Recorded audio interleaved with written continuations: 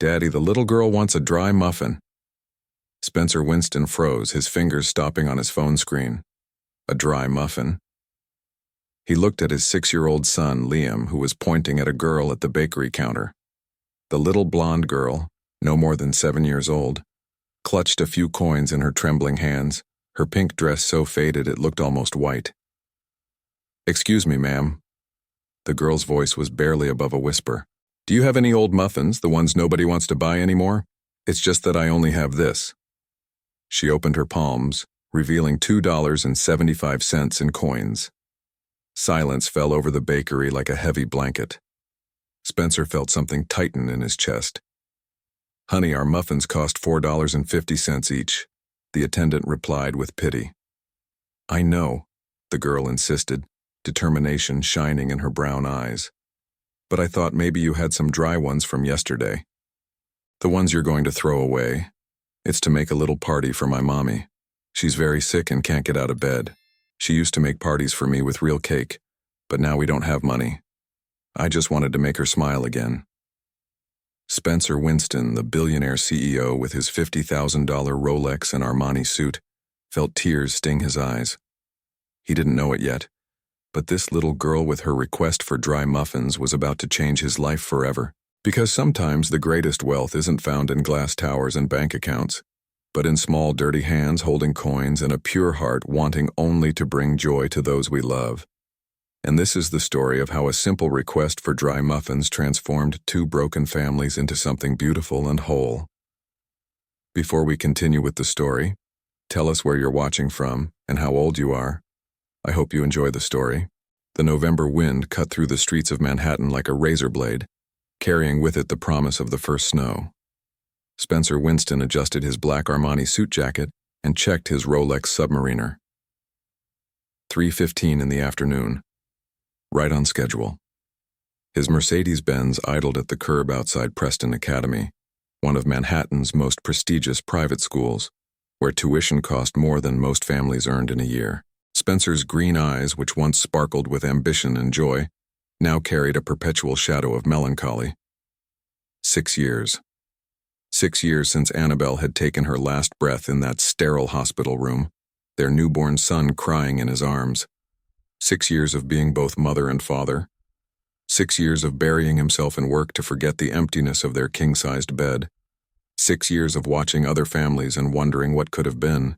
The school doors burst open, releasing a stream of children in navy blazers and plaid skirts. Among them, a little blond boy with eyes as blue as a summer sky ran toward the Mercedes, his light blue Burberry coat flapping behind him like wings.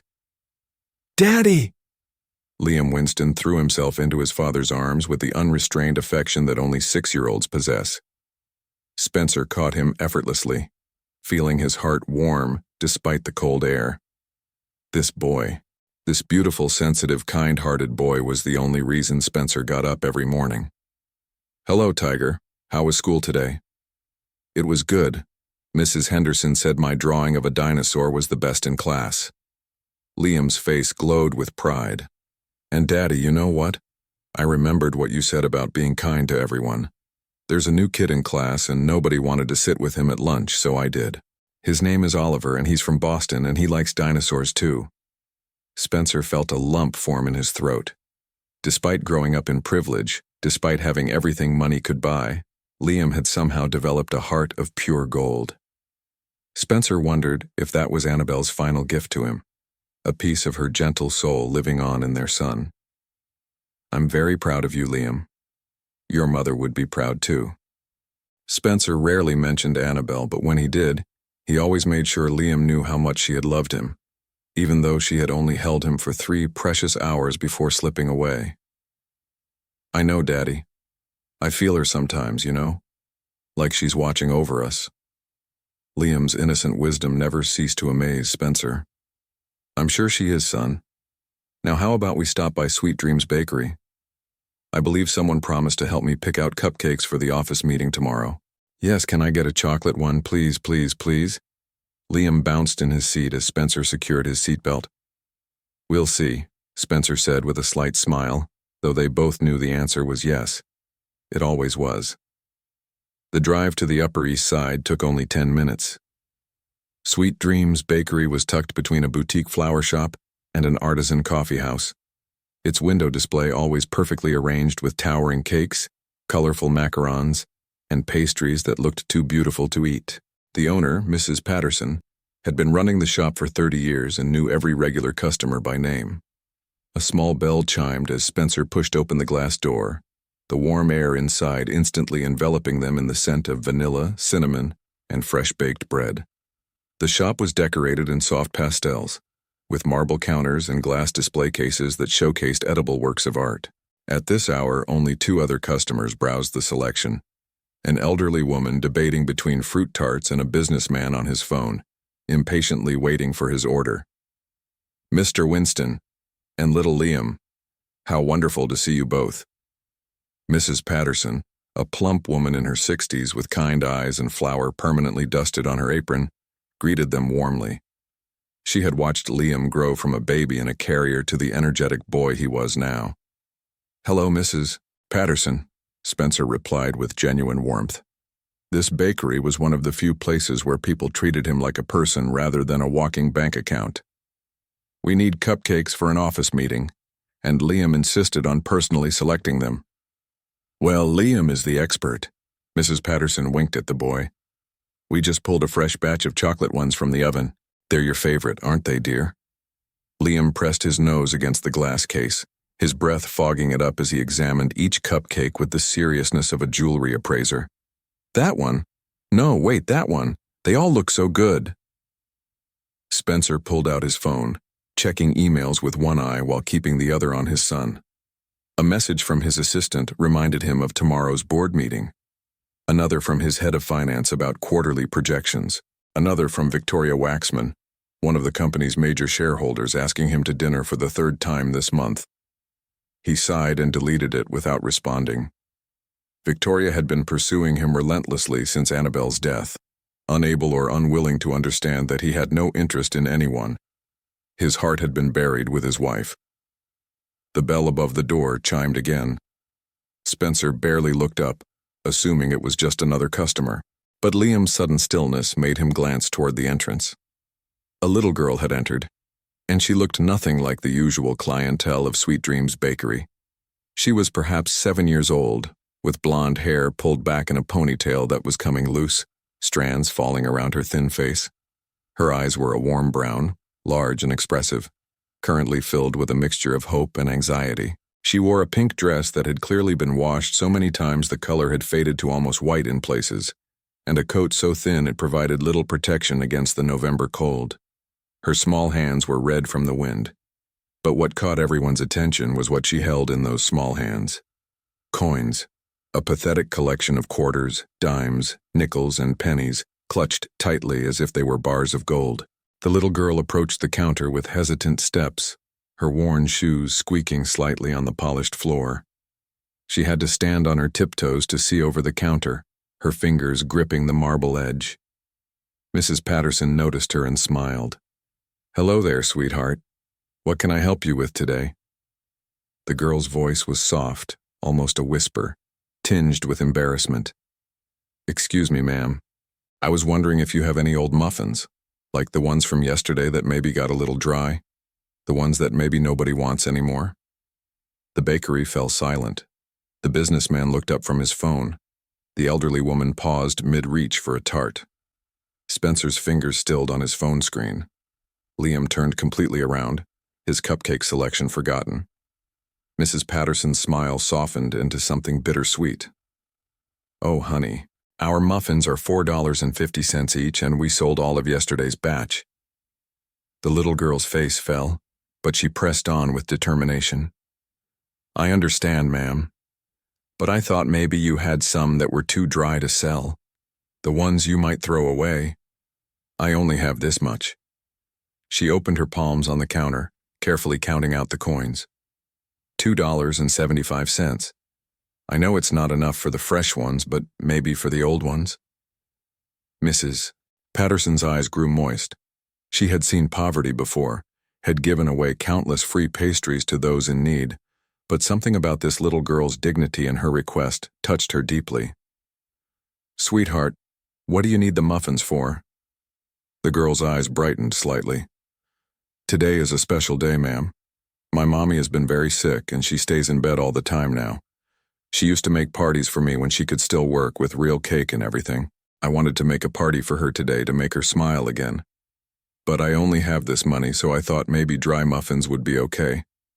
Mommy loves blueberry muffins. They're her favorite. Spencer felt something crack inside his chest, a fissure in the wall he had built around his heart. The simple, pure love in this child's voice, the desperate desire to bring joy to her mother despite having so little, it resonated with something deep within him. Liam tugged urgently on his father's sleeve. "Daddy," he whispered loudly, in that way children do when they think they're being quiet. "Daddy, did you hear? That little girl wants dry muffins because that's all she can buy. But it's for her sick mommy. Daddy, that's so sad. We have to help her." Spencer looked down at his son, seeing Annabelle's compassion shining in Liam's eyes. When had his 6-year-old become so empathetic, so aware of others' pain? "You're right, son. We should help. Can we buy her the good muffins, please, Daddy? Mommy would want us to, right?" The mention of Annabelle sealed it. Yes, she would have wanted this. She would have marched right over there without hesitation. She had always been the one with the huge heart, the one who cried at commercials and donated to every charity. She would be disappointed if Spencer just walked away.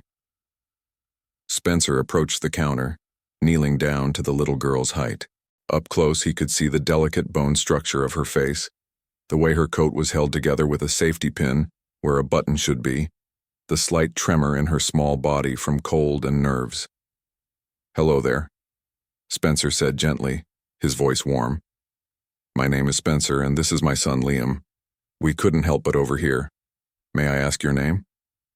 The little girl looked at him with those enormous brown eyes, surprise evident on her face. Important-looking men in expensive suits didn't usually talk to girls like her. "Elizabeth, sir. Elizabeth Simpson." "That's a beautiful name. Elizabeth, can you tell me why today is a special day?" Elizabeth bit her lip, clearly wondering if she should trust this stranger. But something in Spencer's green eyes, a kindness mixed with understanding, made her decide he was safe. "Today is the day that Mommy came home from the hospital last year. She was very sick with something in her lungs, and I was so scared she wouldn't come home. But she did. So every year we celebrate this day, like a second birthday. Last year she still had her job and money, so we had a real party with a real cake from this bakery. This year she doesn't have her job anymore because she got sick again and missed some work, and now we don't have much money. But I wanted to still do something special. Even if it's just old muffins, at least it's something, you know?" Spencer felt his eyes sting. This child, this beautiful, resilient child, was trying to create joy from nothing. She wasn't complaining about her circumstances or asking for pity. She was simply trying to love her mother in the only way she could afford. "Elizabeth, I have a better idea. How about instead of old muffins, you pick out a real birthday cake, any cake in this entire bakery that you want. My treat." Elizabeth's eyes went wide, so wide Spencer was afraid they might fall out of her head. "A real cake? But sir, I can't pay for a real cake. I only have $2.75. It's a gift. From me and Liam to you and your mother. No payment necessary." "But why would you do that? You don't even know me." The little girl's voice cracked, confusion and hope warring in her expression. Spencer glanced back at Liam, who was nodding enthusiastically, then looked at Elizabeth again. "Because kindness doesn't need a reason. Because your mother is lucky to have such a loving daughter. Because it's the right thing to do. And because my son reminded me today that we should always help others when we can." Tears began to stream down Elizabeth's cheeks, leaving clean tracks through the dirt on her face that she probably didn't even know was there. She tried to wipe them away with the back of her hand, embarrassed to be crying in front of strangers. "I don't know what to say. Say you'll pick out the most beautiful cake in this bakery." Mrs. Patterson was already crying, dabbing at her eyes with her apron. "Elizabeth, honey, come look at these cakes over here. We have a special one with pink and white roses that just came in this morning." Elizabeth walked to the display case as if in a dream. Her fingers traced the glass, leaving small smudges as she gazed at the cakes. "That one," she finally said, pointing to a medium-sized cake decorated with delicate sugar flowers in pink and white, with elegant piping along the edges. "Mommy loves pink. It's her favorite color. She used to have a pink dress she wore to church every Sunday before she got too sick to go." "Perfect choice," Spencer said, pulling out his wallet. "Mrs. Patterson, we'll take that cake, and please add a dozen of your best blueberry muffins as well. Fresh ones." "Mr. Winston, you don't have to," Mrs. Patterson started. "I insist. Elizabeth said her mother loves blueberry muffins. Now she'll have cake and muffins for her celebration." Elizabeth turned to Spencer, and in a move that surprised everyone, including herself, she threw her small arms around his waist, hugging him tightly. "Thank you, thank you, thank you. You're like an angel. Wait until Mommy meets you. She's going to be so happy."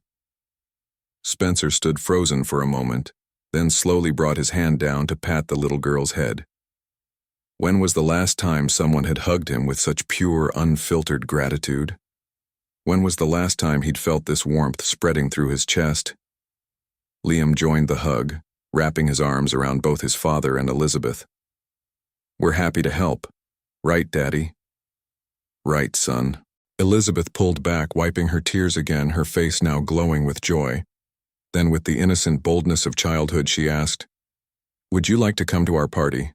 I know it's at our apartment and it's not fancy, but Mommy would really like to meet you. Both of you, please. It would make the party even more special." Spencer hesitated. He had planned to simply buy the cake and leave, a quick act of charity before returning to his carefully controlled life. Getting personally involved was another matter entirely, but Liam was already bouncing with excitement. "Can we, Daddy? Please? I never get to go to parties except the fancy ones with your work friends where I have to be quiet and wear a bow tie. A real party with a kid my age sounds fun." Spencer looked at Elizabeth's hopeful face, at his son's excited expression, and felt his resolve crumble. What harm could it do? A quick visit, drop off the cake, stay for maybe 20 minutes to be polite, and then leave.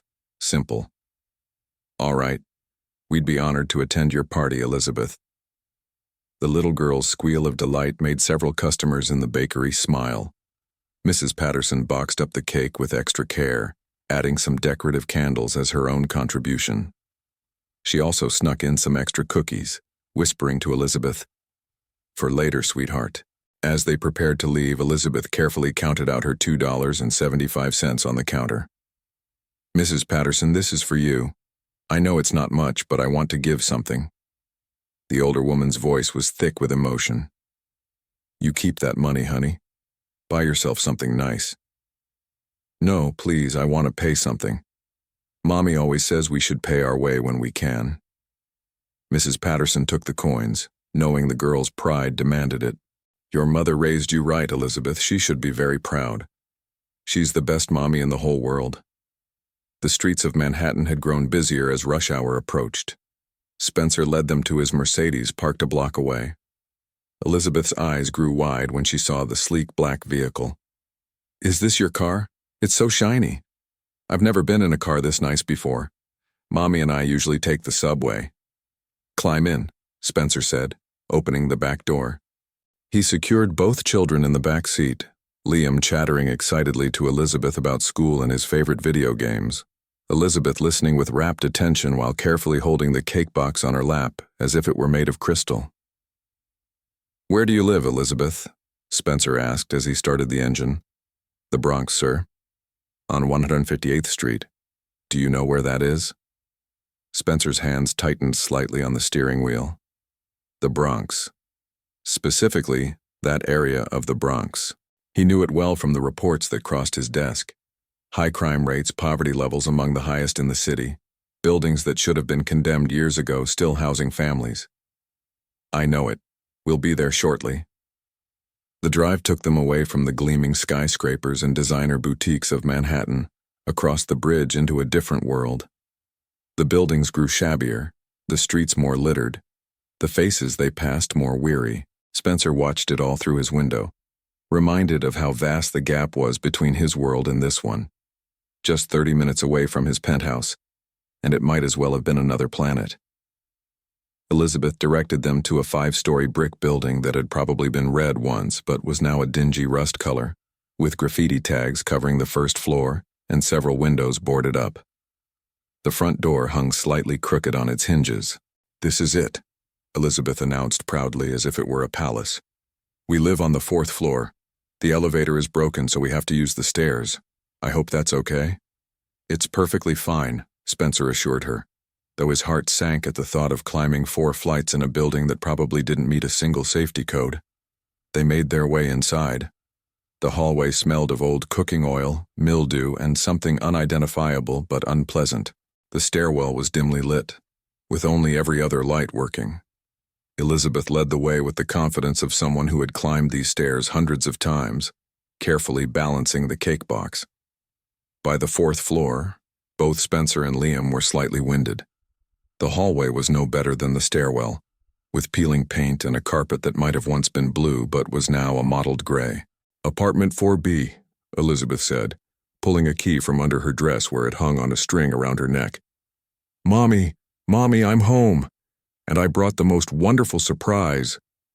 She pushed open the door, revealing a small apartment that was clean but painfully sparse. The living room and kitchen were essentially one room, separated only by a half-wall counter. The furniture was old and mismatched. A sagging couch covered with a faded throw blanket, a coffee table with one leg shorter than the others, a small television that was at least 15 years old, and a dinette set with 3 chairs, one of which was held together with duct tape. But despite its poverty, the apartment was clearly loved. Everything was neat and tidy. Crayon drawings covered the refrigerator. A small vase held wildflowers that had been picked from somewhere, their petals wilting but still bright. The throw blanket on the couch was neatly folded. Someone with nothing still tried to make this place a home. On the couch, buried under another blanket, was a woman. She stirred at Elizabeth's voice, attempting to sit up. Spencer saw a thin, pale face emerge from the covers, blonde hair tangled and lifeless, eyes with dark circles so pronounced she looked like she'd been punched. "Beth, sweetheart, what?" The woman's voice was hoarse, weak from illness, but the moment her eyes focused on the doorway, on the man in the expensive suit standing in her apartment, her entire body went rigid. The color that was in her face drained away completely. Her eyes, light blue and bloodshot, went wide with recognition, then filled with a fury so intense it was almost palpable. "You!" The word exploded from her like a gunshot. "You, what the hell are you doing in my home?" Elizabeth jumped, nearly dropping the cake box. Liam grabbed his father's jacket. Spencer stood frozen, completely blindsided by the venom in this woman's voice. "Get out!" The woman tried to stand but collapsed back onto the couch, too weak to support herself. But her voice, oh, her voice carried all the strength her body lacked. "Get out of my apartment right now!" "Mommy, no!" Elizabeth ran to her mother's side, setting the cake on the coffee table. "Mommy, they're nice. They bought us a cake, a real one. I don't care if they bought us the entire bakery. I want him out." The woman's finger pointed at Spencer, shaking with rage and weakness. "Do you know who that is, Elizabeth? Do you?" The little girl shook her head, tears starting to form in her confused eyes. "That's Spencer Winston, the CEO of Winston Tech Solutions, the man whose company fired me when I was too sick to work, the man who took away our livelihood, our health insurance, our future. That man." She dissolved into a coughing fit, harsh and wet-sounding, her whole body convulsing with each cough. Spencer felt like he'd been punched in the stomach. Winston Tech Solutions, his company. He looked at the woman on the couch with new eyes, searching his memory. Janine Simpson. The name surfaced from a document he'd reviewed weeks ago, part of a batch of employment terminations that had crossed his desk for final approval. He barely remembered it, just another name in a list of dozens. He had trusted his HR department to handle such matters with care and fairness. Apparently, that trust had been misplaced. "Janine Simpson," he said quietly, more to himself than to anyone else. "Oh, so you do remember me. How flattering. Tell me, Mr. Winston, do you remember the email your HR department sent me? 3 lines. 3 lines after 6 years of loyal service. Your services are no longer required. Please collect your personal items by end of business day. Good luck in your future endeavors. Not even a reason why, just boom, you're fired. Janine's coughing subsided enough for her to continue, her voice breaking. Do you know what it's like to get an email like that when you're lying in bed with pneumonia? When you've called in sick for the first time in 6 years? When you have a 7-year-old daughter depending on you? Do you? Mommy, please don't yell, Elizabeth pleaded, climbing onto the couch and hugging her mother. They didn't mean to hurt us, they're good people. Look, they bought us this beautiful cake. But Janine wasn't listening. All the rage, all the fear, all the helplessness of the past 3 months was pouring out of her in a torrent. You sit in your glass tower with your expensive suits and your fancy watches that cost more than my entire year's rent, and you make decisions that destroy people's lives. Do you even think about us? Do you even care? We're just numbers to you, aren't we? Just line items on a spreadsheet. Well, let me tell you something, Mr. Winston. We're people. We have families. We have bills to pay and mouths to feed, and we can't just write a check to make our problems go away like you can.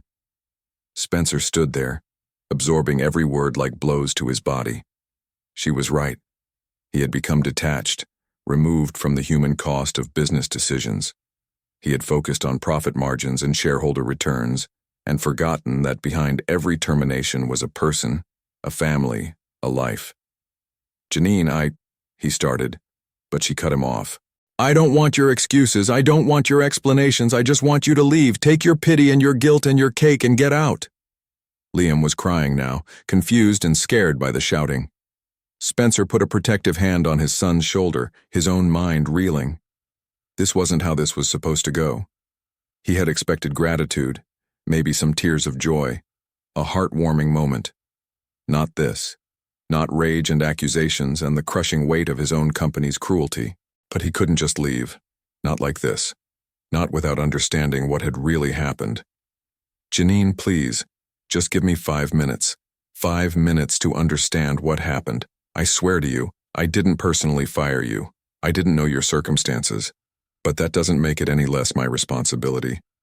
Please let me explain. And then if you still want me to leave, I will. And I'll never bother you again. Mommy, please. Elizabeth added her voice to the plea. They came to our party. The least we can do is listen. Janine looked at her daughter, at those hopeful brown eyes, and felt her anger waver. She was so tired, so incredibly tired of being angry and scared and helpless. 5 minutes, she finally said, her voice hoarse. But stay over there, don't come near me. Spencer nodded and sat in the duct-taped chair, pulling Liam onto his lap to comfort him. Janine pulled Elizabeth close, wrapping both arms around her daughter like a shield. Tell me what happened, Spencer said. Everything, from the beginning. Janine took a shuddering breath and the story came out. 6 years ago, she had been hired at Winston Tech Solutions as an HR coordinator. She had worked her way up to HR manager, overseeing a team of 5 people.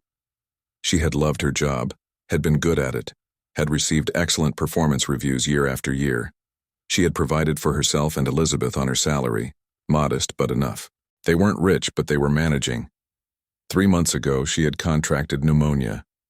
Severe pneumonia that put her in the hospital for 4 days and left her bedridden for another week. She had called her supervisor, had provided hospital documentation, had followed every protocol in the employee handbook. She had only missed 4 days of work in 6 years. 4 days. When she returned to the office, weak but present, she found her access badge deactivated. Security escorted her to HR, where a woman she had never met before, someone new, handed her a box with her personal items and a printed email. No explanation, no meeting, no chance to defend herself or understand why. I begged, Janine's voice cracked. I literally begged them to tell me what I'd done wrong. They wouldn't say anything except that the decision had come from upper management and was final. I asked about my health insurance because I was still sick and needed to see doctors. They said my insurance would terminate at the end of the month. That was 3 weeks away. I asked about severance. They said I wasn't eligible because I was terminated for cause, though they wouldn't tell me what the cause was. Tears streamed down her face as she continued. I went home and cried for 2 days straight. Elizabeth thought I was crying because I was still sick. I didn't want her to know we were about to lose everything. I started looking for jobs, but who's going to hire someone who was just fired? I had to check a box on every application asking if I'd been terminated from my last position. I couldn't lie, but telling the truth meant automatic rejection. She wiped her eyes with the back of her hand. We burned through my savings in 6 weeks. The savings I'd spent years building up. Gone. Rent, food, utilities, my medications. I tried to get unemployment benefits, but because the company claimed I was fired for cause, I was denied. I applied for every assistance program I could find, but there's so much red tape and waiting lists. We had to choose, Janine continued, her voice barely a whisper now. Heating or groceries, medicine or electricity, Elizabeth's school supplies or my doctor's appointments. Do you know what it's like to make those choices, Mr. Winston?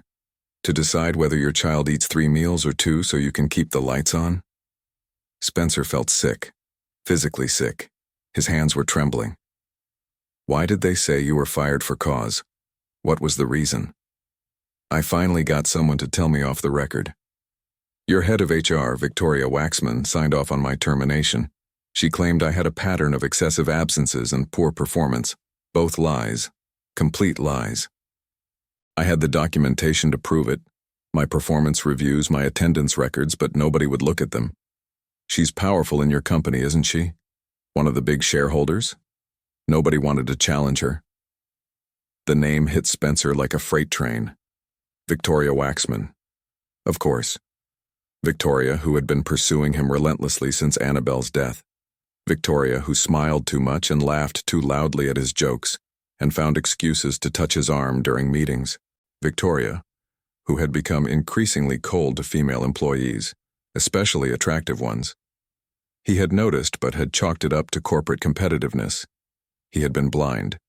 Willfully blind. I know Victoria, Spencer said quietly. She's one of our major shareholders and sits on several committees, including HR oversight.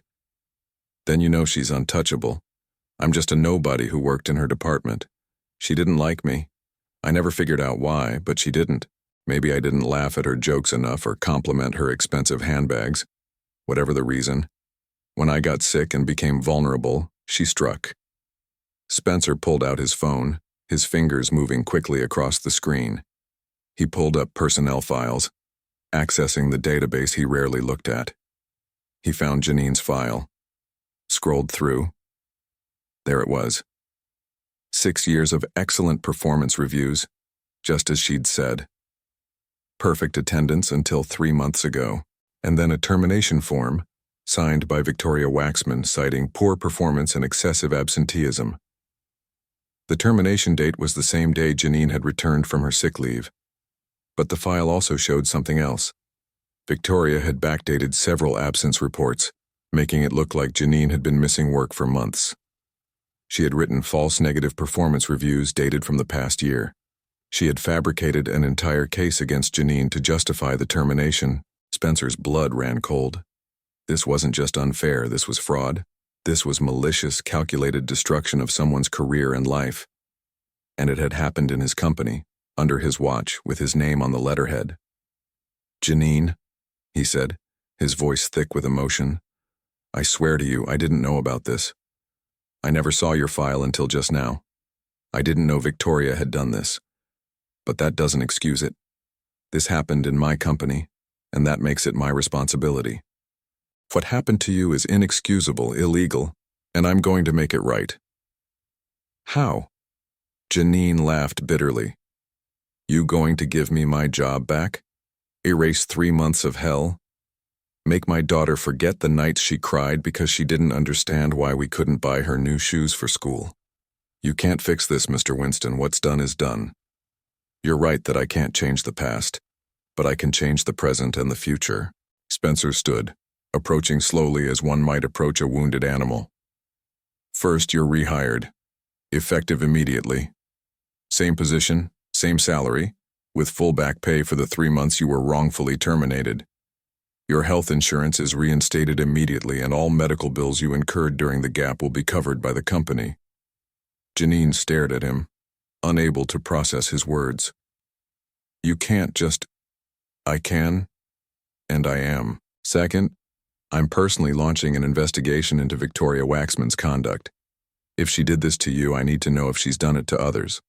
Third, I'm implementing new oversight procedures so that something like this can never happen again in my company. Why? Janine whispered.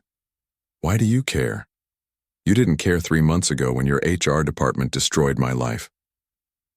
Spencer looked at Liam, who had stopped crying and was watching the adults with wide, serious eyes. Then he looked at Elizabeth, still clinging to her mother. Because my wife died 6 years ago giving birth to our son. Since then, I've been raising Liam alone. I know what it's like to be a single parent. I know the fear, the responsibility, the exhaustion. I can't imagine doing it without my resources, without my support staff, without the security of knowing I can provide for him no matter what. You've been doing it alone with nothing, and you've been doing it while fighting an illness that should have had you in bed for weeks, not scrambling for survival. He took a breath, his voice softening. I've become so removed from the real world, Janine, so focused on spreadsheets and profit margins that I forgot there are people behind all those numbers. You reminded me of that today. Painfully, but necessarily. What Victoria did to you is unforgivable, but what I did, allowing a corporate culture where someone like her could operate unchecked, that's equally unforgivable. Let me try to make it right. The silence stretched out, broken only by the sound of traffic from the street below and the drip of a leaky faucet in the kitchen. Janine stared at Spencer, searching his face for lies, for manipulation, for any sign that this was too good to be true. But all she saw was sincerity and guilt and a desperate need to fix what had been broken. I don't know what to say, she finally admitted. Say you'll give me a chance to prove that not everyone in that glass tower has forgotten how to be human. Elizabeth spoke up, her small voice clear in the tense air. Mommy, I think we should give them a chance. They came to our party. And look, we have cake now, a real cake. Can't we all have cake and start over? Leave it to a 7-year-old to cut through all the complexity and find the simple truth. Sometimes starting over really could be as simple as sharing cake. Janine looked at her daughter, at the hope shining in her eyes, and felt something crack inside her chest. Maybe it was the wall she'd built around her heart to protect it from more pain. Maybe it was the last of her anger breaking apart. Maybe it was just exhaustion finally winning over rage.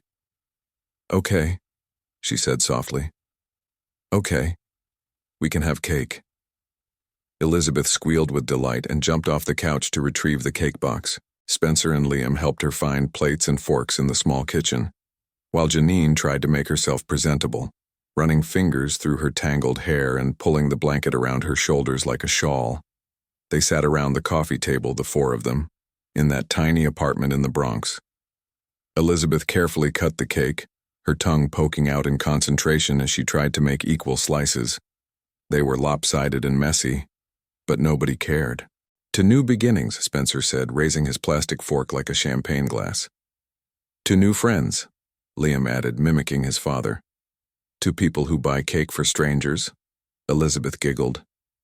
To hoping things get better, Janine said quietly, and they all clinked their forks together and took a bite. The cake was delicious, as cakes from Sweet Dreams Bakery always were. But more than that, it was hope made edible. It was possibility frosted with buttercream. It was the first moment in 3 months that Janine allowed herself to believe that maybe, just maybe, things could be okay. As they ate, the conversation began to flow more naturally. Liam and Elizabeth discovered they both loved dinosaurs and the color blue. Spencer and Janine found themselves talking about the challenges of single parenthood, the fear of failing their children, the exhaustion that went bone deep. Do you ever feel like you're not enough? Janine asked, surprising herself with her honesty. Like one person can't possibly be both mother and father? Spencer nodded. Every single day. Liam asks questions about his mother, and I try to answer them, but I can't give him what he really wants, which is her presence. I can't be her. I can only be me, and sometimes that feels desperately inadequate. Elizabeth asked me last week why she doesn't have a daddy like other kids.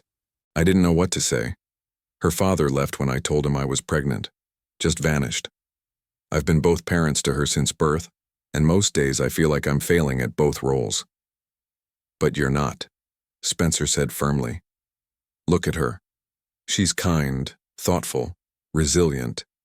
She wanted to buy you muffins with her last few dollars. She did that because you raised her to be generous and loving. That's not failure, Janine. That's triumph. Tears welled up in Janine's eyes again, but these were different. These weren't tears of anger or despair. These were tears of recognition, of being seen, of having her struggle acknowledged by someone who understood. Thank you, she whispered. I needed to hear that. They talked for 2 hours, about everything and nothing, about Annabelle's death and Janine's absent ex, about midnight feedings and school projects, about fear and hope, and the daily act of courage that is single parenthood. The children had moved to the floor, building elaborate dinosaur kingdoms out of couch cushions, their laughter a bright backdrop to the adult conversation. When Spencer finally looked at his Rolex, he was shocked to see it was after 6 in the evening. We should go, he said reluctantly. Janine, you need to rest, and Liam has school tomorrow. So does Elizabeth, Janine said, but she sounded disappointed. It had been so long since she'd had adult conversation, since someone had treated her like more than just a problem to be solved or a nuisance to be dismissed. As Spencer and Liam prepared to leave, Spencer pulled out a business card and wrote something on the back. This is my personal cell number. Call me tomorrow and we'll set up a meeting with HR to formalize your rehiring. And Janine, if you need anything, and I mean anything before then, call me. Doctor's appointments, groceries, whatever, I mean it. Janine took the card with shaking hands. I don't know how to thank you. You already did. You let me into your home despite every reason not to. You gave me a chance to do better. That's more than I deserved. At the door, Elizabeth hugged both Spencer and Liam fiercely. Will we see you again? Please say we will. Of course you will, Spencer promised, surprised by how much he meant it. We're friends now, aren't we? Best friends, Elizabeth declared with the absolute certainty of childhood. As they descended the dingy stairwell, Liam looked up at his father. Daddy, are we really going to help them? Yes, son, we really are. Good. I like Elizabeth. And her mommy seems nice even though she was angry at first. She had a reason to be angry, didn't she? She had every reason, but she chose to listen anyway. That takes courage. You had courage too, Daddy. You could have just left when she yelled, but you stayed and fixed things. That's what heroes do, right? Spencer felt his throat tighten. When had he become a hero in his son's eyes? And more importantly, when had he stopped trying to be one? I'm no hero, Liam. I'm just trying to do the right thing.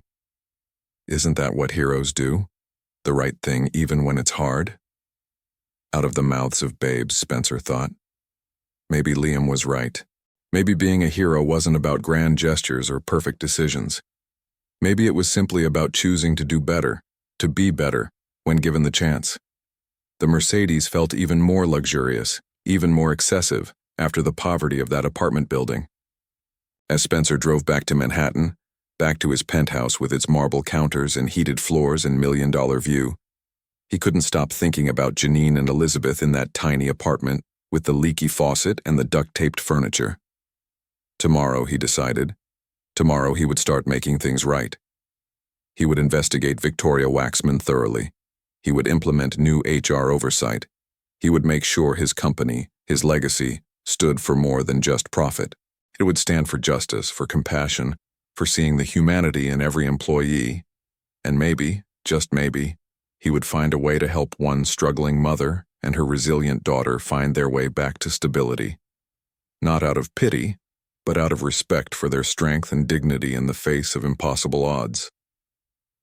That night, as he tucked Liam into bed in his room full of expensive toys and designer furniture, Spencer asked, "Did you have fun today, Tiger?" "The best day ever, Daddy. We made new friends and helped people and ate cake. That's what life should be about, right? Not just work and school and boring stuff, but actually making people happy." Spencer kissed his son's forehead. "You're absolutely right. Thank you for reminding me. Daddy, can we see Elizabeth and her mommy again soon, like maybe have them over for dinner? Our dining room is really big and it's usually just us two. It would be nice to have more people. I think that's a wonderful idea. We'll arrange it once Janine is feeling better. Do you think she'll get better? She looked really sick. I think she will. We're going to make sure she gets the best medical care possible. Liam was quiet for a moment, then said softly, I think Mommy would have liked them. Elizabeth and her mom. I think Mommy would have wanted us to help them. Spencer felt tears prick his eyes. I think you're right. Your mother had the biggest heart of anyone I ever knew. She would have loved today. I miss her, Daddy. I miss her too, son, every day. But I think she'd be proud of both of us today. Me too. Liam yawned, his eyes already closing. Love you, Daddy. Love you too, Tiger, more than you'll ever know. Spencer sat by his son's bed until Liam's breathing evened out in sleep, then quietly left the room. In his study, he poured himself a whiskey and stood at the window, looking out over the glittering lights of Manhattan. Somewhere out there across the river in a small apartment in the Bronx, a little girl was probably asleep too. Her stomach full of cake, her heart full of hope. And her mother was probably still awake, staring at a business card, wondering if this was real or just another cruel trick of fate. Spencer picked up his phone and typed a message. Janine, this is Spencer Winston. I just wanted to say again how sorry I am for what happened to you. I also wanted to let you know that I meant everything I said tonight. Call me tomorrow and we'll start making things right. In the meantime, rest and take care of yourself and Elizabeth. You're both remarkable. Good night. He hit send before he could second-guess himself. 3 minutes later, his phone buzzed with a response. Thank you, Spencer. I'm still processing everything, but I want you to know that what you did today, for my daughter, that was genuine kindness. Whatever happens from here, I'll always be grateful for that. Good night. Spencer smiled. A real smile, the kind that had been rare since Annabelle's death. Maybe this was the beginning of something. Not just redemption for his company's failures, but something more. A friendship. A connection. Two broken people finding a way to help each other heal. He finished his whiskey, set the glass down, and headed to bed. Tomorrow would be a busy day. He had a company to reform, a woman to rehire, and a villain to expose. But for the first time in 6 years, Spencer Winston went to sleep feeling like he had a purpose beyond just surviving another day. He had a reason to be better, and that made all the difference. 3 weeks later, Janine Simpson walked through the glass doors of Winston Tech Solutions for the first time since her termination. But this time, she wasn't being escorted out by security. This time she was walking in as the newly appointed Director of Human Resources, a promotion from her previous position, with a salary increase that had made her cry when Spencer had told her. The past 3 weeks had been a whirlwind. Spencer had been true to his word about everything. He had arranged for a top pulmonologist to treat her pneumonia, all expenses covered. He had provided 3 months of back pay plus a bonus. He had ensured her apartment's broken heating was fixed, and had arranged for a grocery delivery service for the next 6 months to ease her burden. But more than the material help, Spencer had given her something infinitely more valuable: respect. He had listened to her ideas about reforming HR policies. He had valued her input on creating better employee protection procedures. He had treated her not as a charity case, but as a professional with valuable experience and insights. Janine had flourished under that respect. Her health had improved rapidly once she could afford her medications and wasn't constantly stressed about money. The color had returned to her cheeks. The light had returned to her eyes. She had regained the confidence that 3 months of desperate poverty had stripped away. And somewhere along the way, the weekly dinner meetings that started as discussions about HR policy had become something more. They had become the highlight of her week. Spencer would bring Liam, Janine would bring Elizabeth, and they would cook together in Spencer's enormous kitchen, the children playing, while the adults talked about everything from corporate governance to favorite movies to childhood memories. Spencer had shared stories about Annabelle, finally able to talk about his late wife without drowning in grief.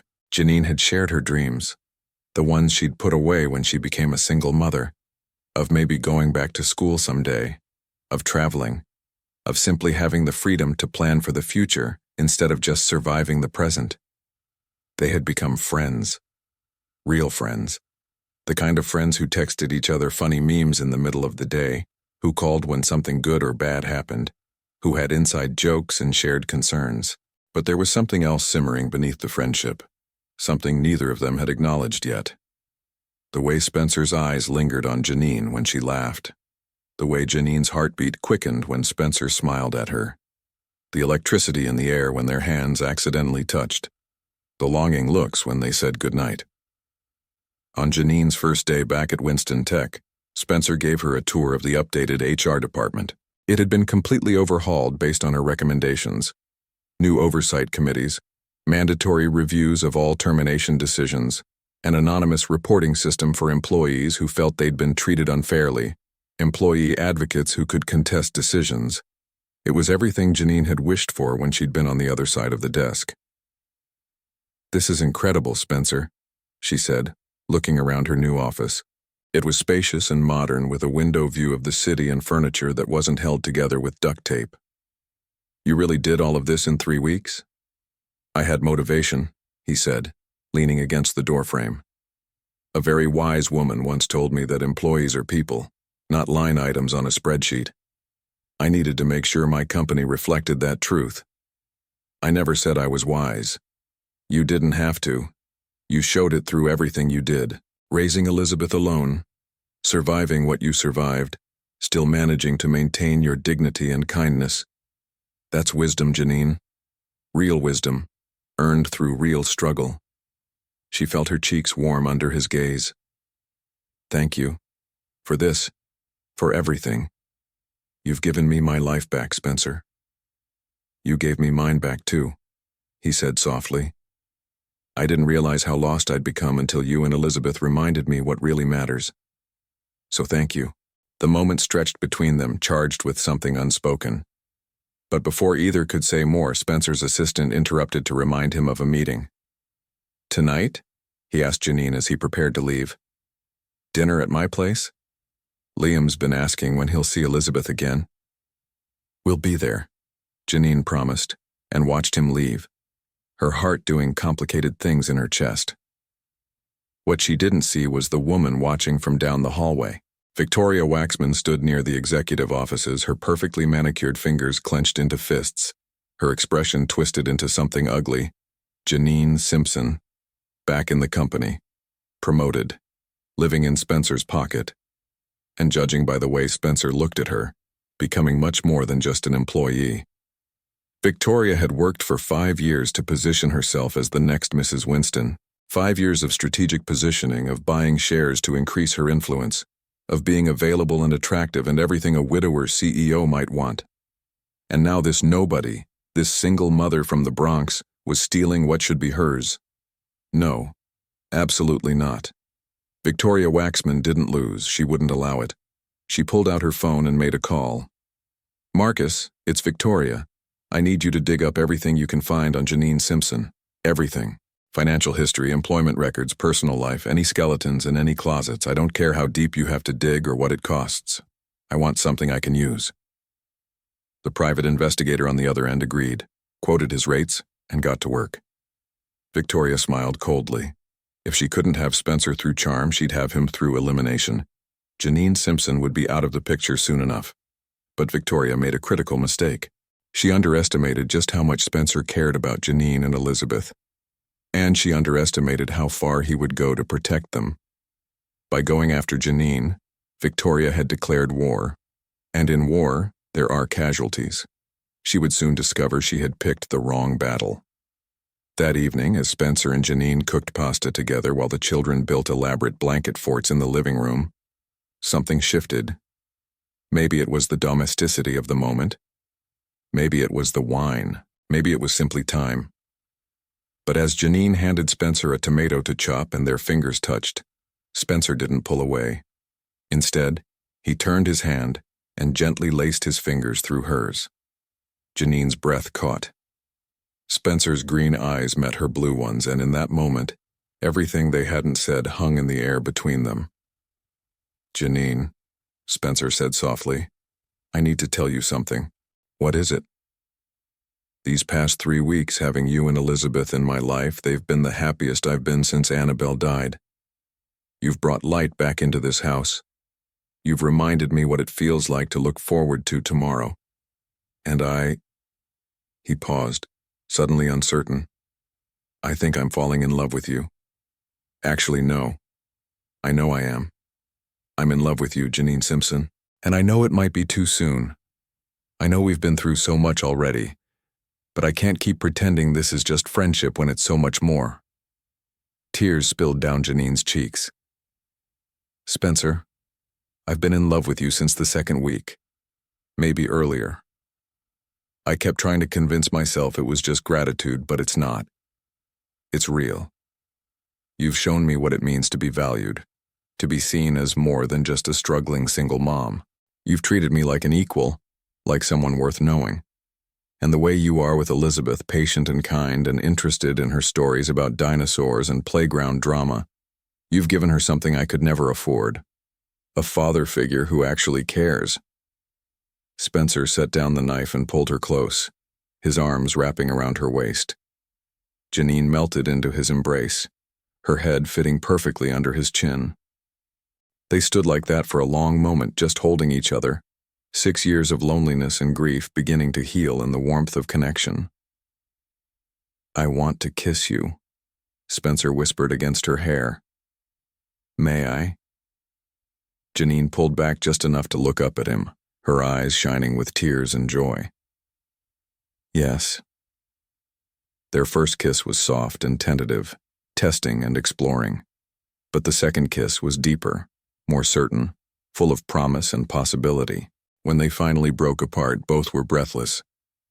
"Daddy, Ms. Janine, come look at our fort. It's the biggest one ever," Liam's voice called from the living room. They laughed, foreheads touching. "We should probably go look at the fort," Janine said. "Probably," Spencer agreed, but he stole one more quick kiss first. They spent the rest of the evening playing in the blanket fort with the children, a happy foursome that felt increasingly like a family. And later, after Janine and Elizabeth had gone home, Liam said to his father, "Daddy, I like Ms. Janine.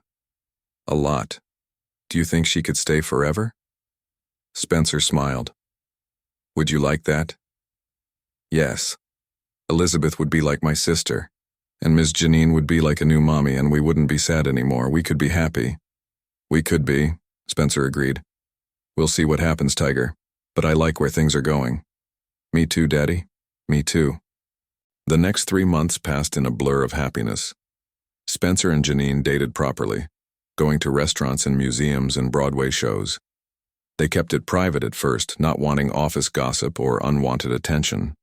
But to those who mattered, to the children, to Spencer's closest friends, to Janine's few remaining friends, it was obvious they were in love. Elizabeth blossomed under the stability. Her grades improved. She joined the art club at school. She laughed more, worried less. She had a future to dream about again instead of just surviving day to day. Liam gained a mother figure who read him bedtime stories and helped with homework, and remembered to pack healthy snacks. He flourished too, becoming even more confident and happy. But not everyone was happy about this new development. Victoria Waxman watched from the shadows, her jealousy curdling into something poisonous. The private investigator she'd hired had found nothing useful. Janine's past was boringly clean. No scandals, no secrets, nothing to exploit. So Victoria decided to create problems instead. She started planting rumors in the office.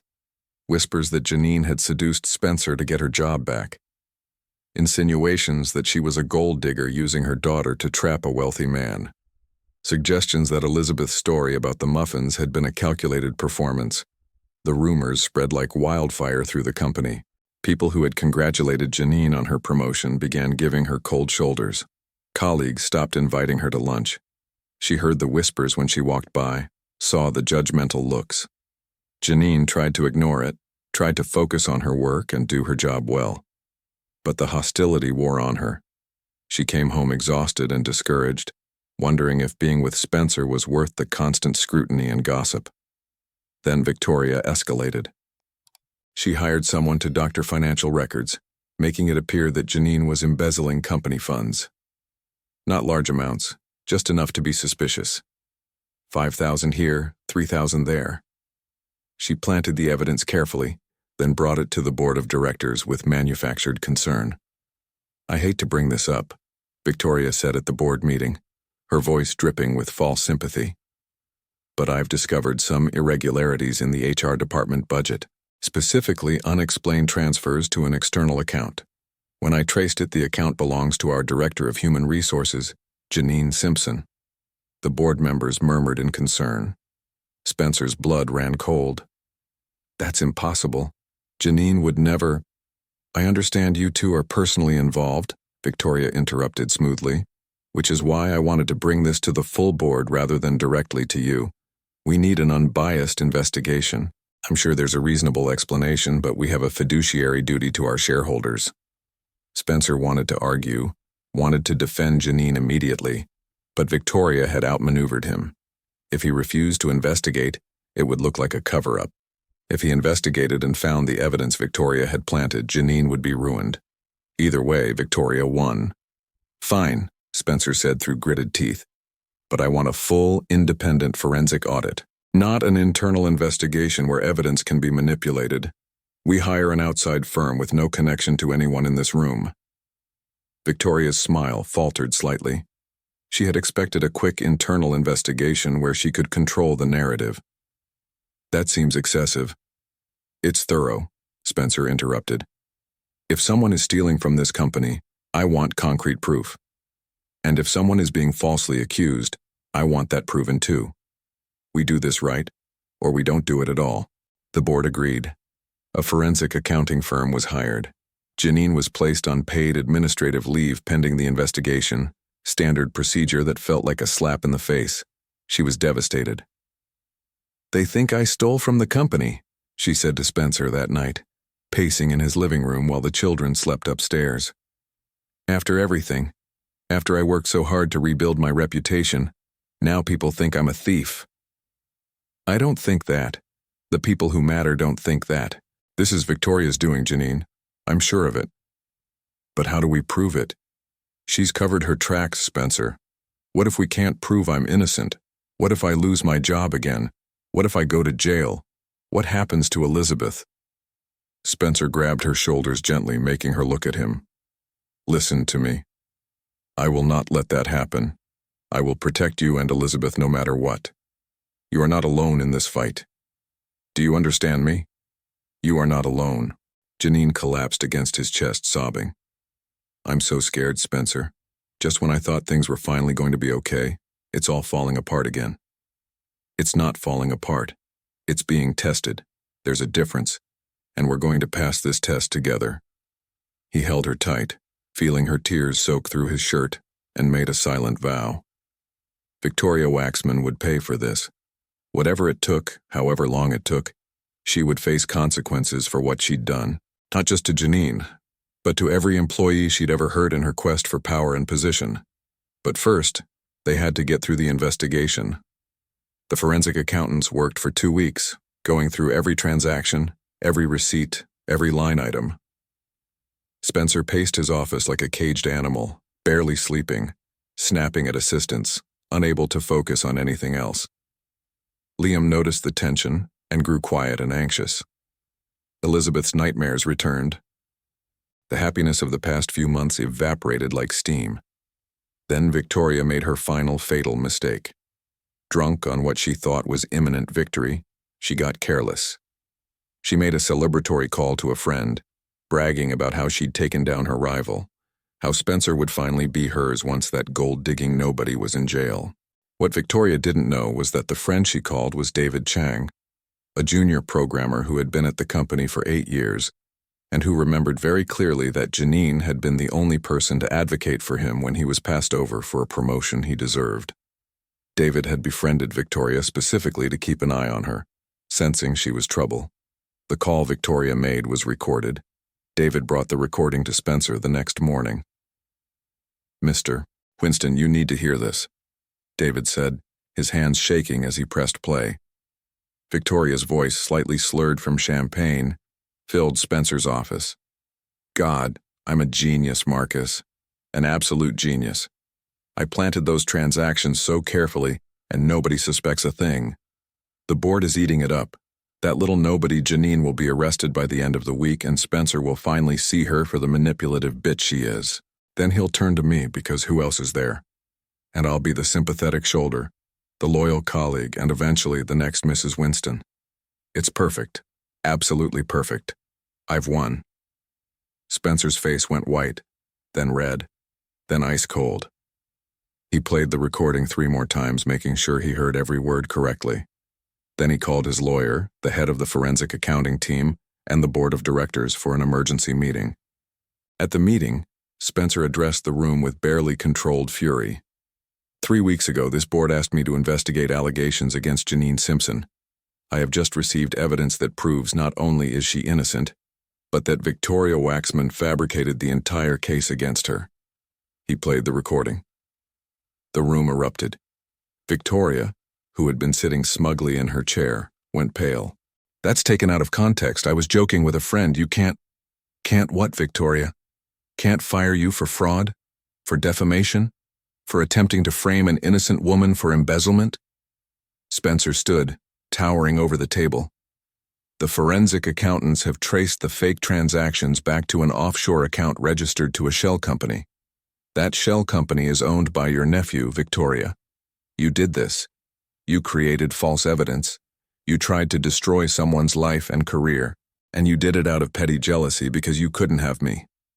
Victoria's mask finally cracked. "She doesn't deserve you. She's nobody. I've worked for years to position myself in this company, to make myself indispensable to you, and you choose her? A single mother from the Bronx with nothing to offer you?" "She offers me something you never could," Spencer said coldly. "Genuine affection. Kindness. A heart that isn't corrupted by greed and ambition. Janine Simpson is worth 100 of you, Victoria. And you're done here." The board voted unanimously to terminate Victoria's employment and force the sale of her shares back to the company. She was escorted out by security, screaming threats and accusations, her carefully constructed world crumbling around her. Spencer had his lawyers file a civil suit against her for damages and emotional distress. The criminal fraud charges would be up to Janine, but Spencer made it clear he would support whatever decision she made. When Spencer called Janine to tell her the news, she cried so hard she could barely speak. "It's over," he said gently. "You're cleared." Victoria confessed everything. Well, she didn't confess so much as we caught her red-handed, but the effect is the same. You're coming back to work with your reputation intact. Actually better than intact. The entire company now knows you were targeted maliciously, and they're rallying behind you. "I can't believe it," Janine whispered. "I really can't believe it's finally over." "Believe it. We won, Janine. Good one. Now come to my office. There's something I need to ask you." Janine arrived an hour later, her face still puffy from crying but glowing with relief. Spencer met her at the door of his office, took her hand, and then did something that made her gasp. He knelt down on one knee right there in the doorway where his assistant and half the executive floor could see. From his pocket, he pulled out a small velvet box. "Janine Simpson, 6 months ago, your daughter asked a stranger for dry muffins, and in doing so, she changed my entire life. You and Elizabeth brought light back into my world. You reminded me that life is about more than work and obligation. You showed me I could love again. I don't want to spend another day without you both in my life permanently. Will you marry me? Will you let me be the father Elizabeth deserves and the partner you deserve? Will you build a future with me?" Janine couldn't speak through her tears, but she nodded frantically. "Yes, yes, of course, yes." Spencer slipped the ring onto her finger, a beautiful diamond that caught the light and sparkled like a promise. Then he stood and kissed her, right there in front of everyone, not caring who saw or what they thought. The office erupted in applause. People who had been cold to Janine during the investigation now cheered and congratulated them. The news spread through the building like wildfire. The boss was getting married. When they told the children that evening, Elizabeth squealed so loudly the neighbors probably heard her. "I get to be a flower girl, right? Please say I get to be a flower girl." "Of course you do," Janine laughed. "You're the reason any of this happened. You're the most important person in this wedding besides me and Spencer." Liam hugged Janine tightly. "I'm so happy. I get a mom now, a real mom, and Elizabeth gets to be my real sister. This is the best day ever." They were married 2 months later in Central Park, where it all seemed to come full circle. The ceremony was small and intimate, just close friends and family. Elizabeth was indeed the flower girl, wearing a pink dress that made her look like a princess. Liam was the ring bearer, taking his job so seriously he barely blinked during the entire ceremony. Janine wore a simple but elegant white dress, and when Spencer saw her walking toward him, he cried openly. This woman, this incredible, strong, resilient woman who had survived so much, was choosing to spend her life with him. After the ceremony, they had a reception at Spencer's home, which was now legally Janine's home too. The house that had been so empty and silent for 6 years was now full of laughter and music and life.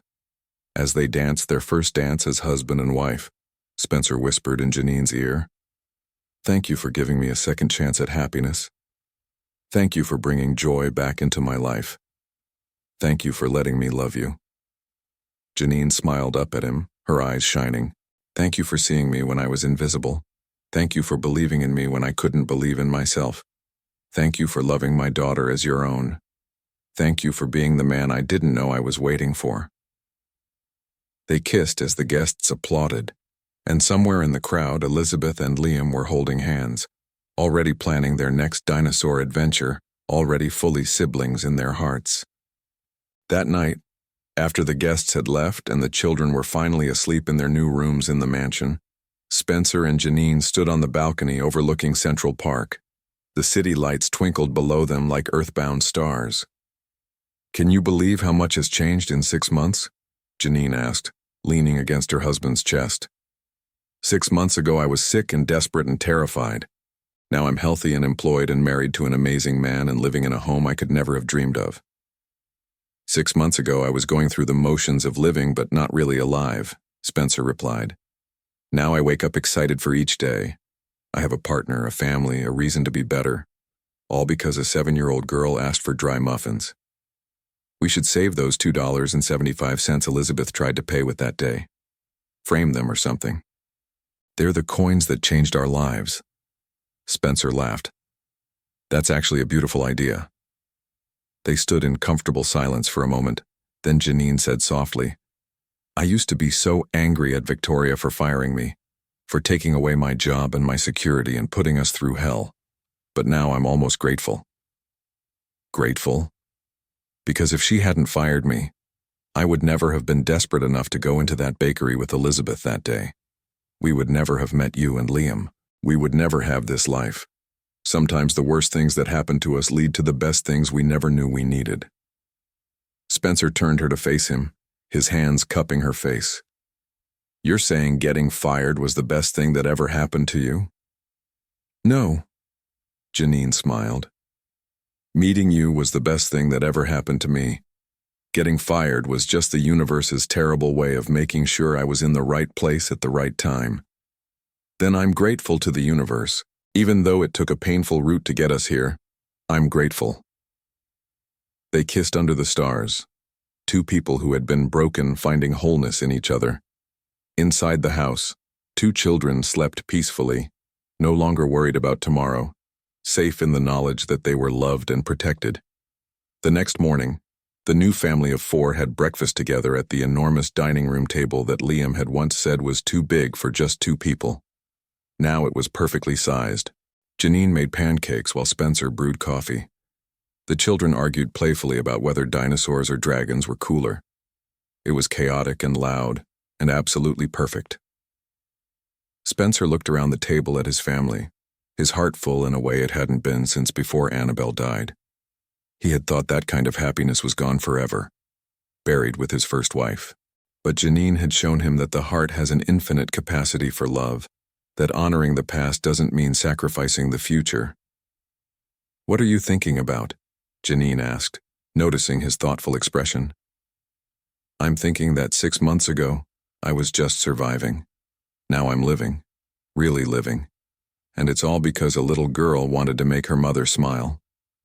Elizabeth looked up from her pancakes. "Mr. Spencer, are you talking about me?" "I am, Princess. You're the bravest 7-year-old I've ever met." "Almost 8 now," Elizabeth corrected proudly.